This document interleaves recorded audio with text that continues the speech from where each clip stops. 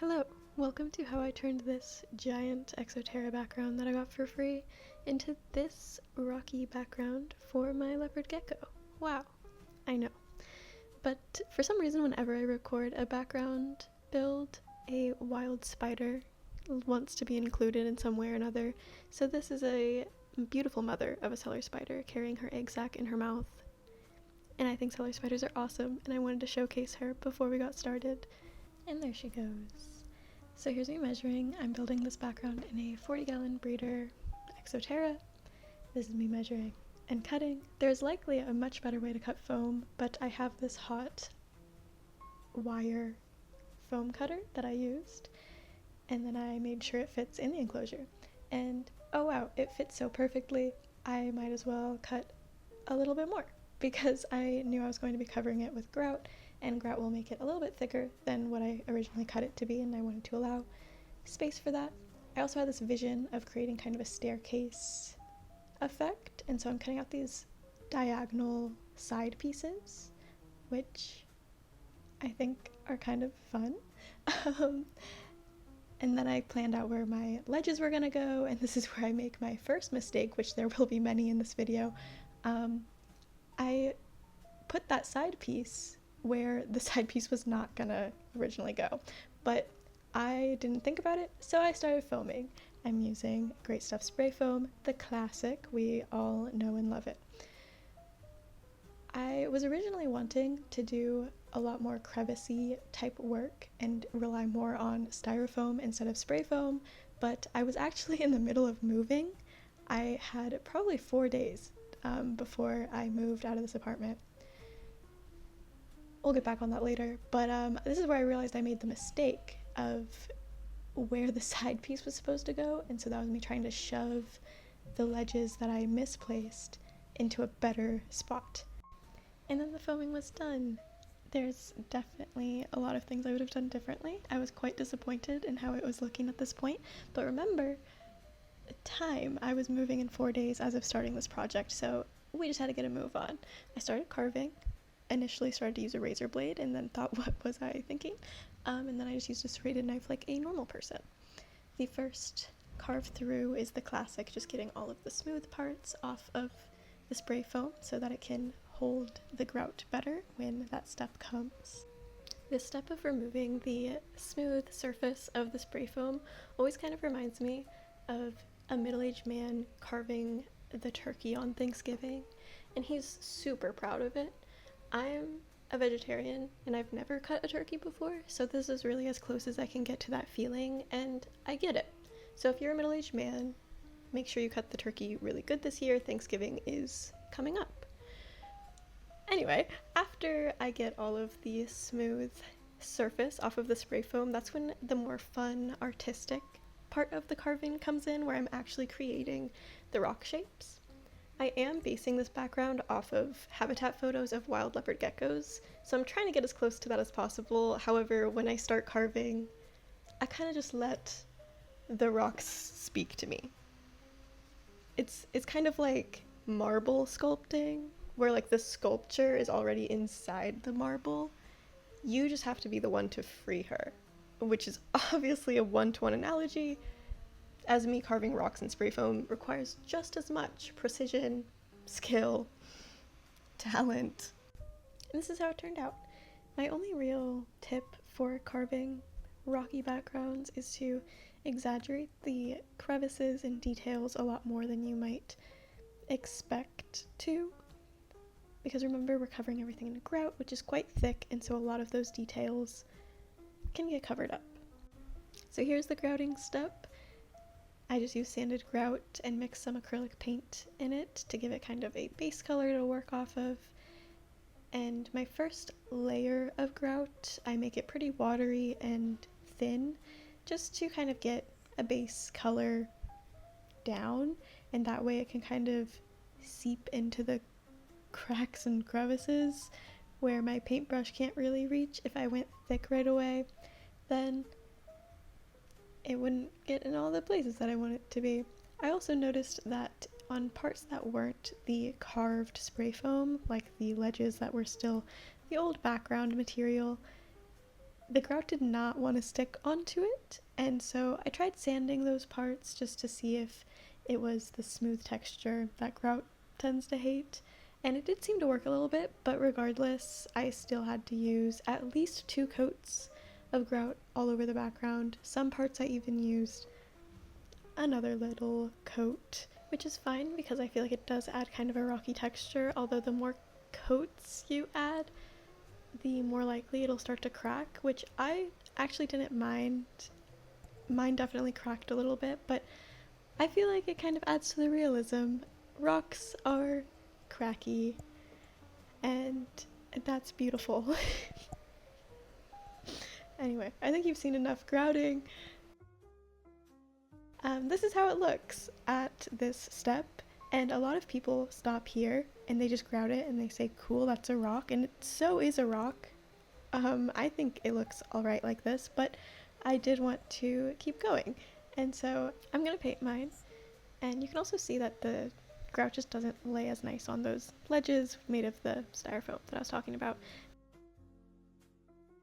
But then my tripod broke because this project was cursed. So now we're rocking with the Cricut Box tripod, just in time for painting. The painting step was definitely a huge trust the process, patience lesson for me, which says a lot because I feel like this whole project was a very big patience, trust the process learning lesson for me. But I don't have too many tips for this portion of the build.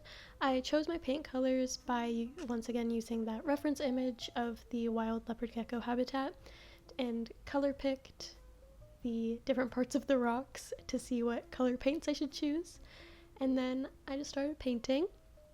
I did a lot of dry brushing and stippling. I started with the darkest colors in the crevices to just kind of make them a little bit deeper, give it a little bit more depth, make them stand out a bit more so that it doesn't just get all lost and look very one-dimensional. And then I went in with the more base colors before adding the highlights on top. My only big tips for painting that I feel like I learned through this process was, 1, the paintbrush you use matters. I started with one type of paintbrush and then used another type of paintbrush, and I feel like the textures dramatically changed, so play around with that, see what textures you prefer. 2, dry brushing is obviously a great way to get texture. I feel like any video you might watch of this type of build will tell you that. 3, washes were huge for me, and I don't feel like enough people talk about that, but making a paint really watery and adding water to it and then covering the whole thing in that wash makes everything seem so much more cohesive and really brings out the different shades a lot more, which doesn't really make sense because you're covering it all with one color, but just trust me. Make a nice watery, I was using like a yellowish tan and making it super watery and then just covering everything in it made such a difference for me. My last tip that I also really felt changed the game for me was using a really light green mixed with a little bit of tan and just stippling that right on the high points of the build, just the furthest protruding rocks, just a little bit, and it really gives that lichen or crusty look that rocks have that I really think adds a lot.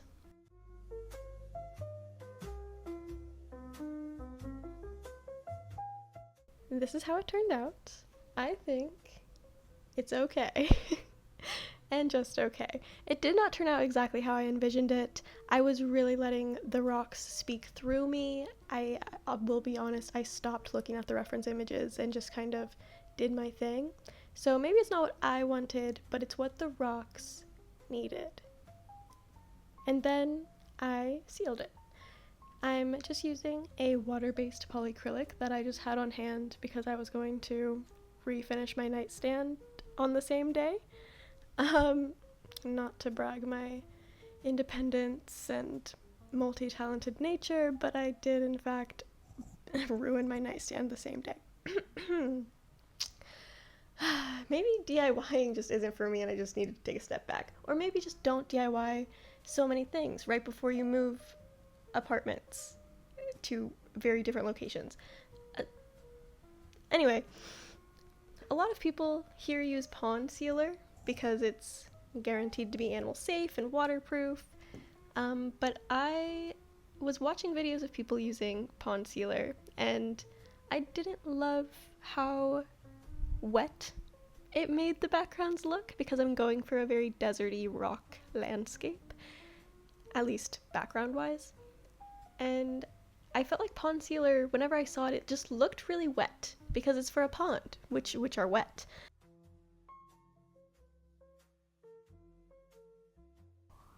So this is how it turned out with the not so wet water-based polyacrylic in a satin finish, which I probably would have went matte if I didn't already have this satin one, but I think it looks okay.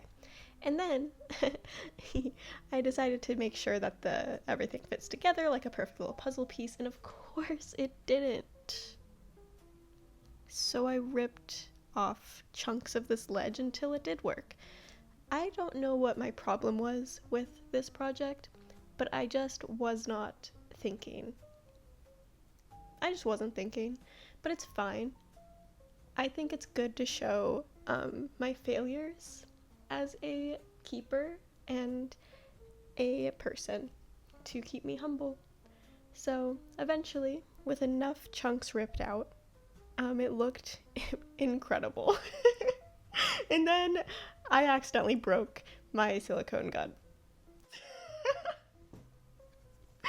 I forgot to poke the hole in it.